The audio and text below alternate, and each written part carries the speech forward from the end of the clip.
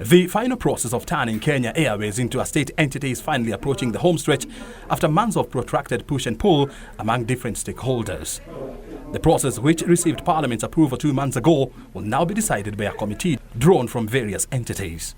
We don't want to just nationalize Kenya Airways and Kenya Airways becomes a government department like it was before.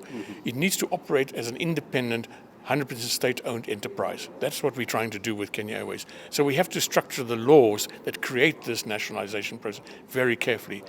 Why would we want to do it in law? We want Parliament to pass the law, so it can't just be changed by another government that might have another opinion later on. It's got to be changed by Parliament if they want to change. So we need to implement a law that institutes Kenya Airways as a 100% state-owned corporation with an independent board of directors. Kenya Airways chairman Michael Joseph says the team is currently drafting regulations that will govern the new entity that will be tasked with managing Kenya Airways. The entity will operate as a holding company with a different independent board, free from state interference. We have the support of Parliament. We have the support of the Transport Committee via its chairman. We are writing, or we are working together with the steering committee to write an omnibus bill which will contain all these laws into one bill called the Aviation Bill of some sort like that. Speaking during the regional IATA forum, outgoing Kenya Airways Managing Director Sebastian Miko said the only way to revive the ailing national carrier is to make it a publicly funded airline to compete with other airlines. Definition, completely different financial treatments of the airline.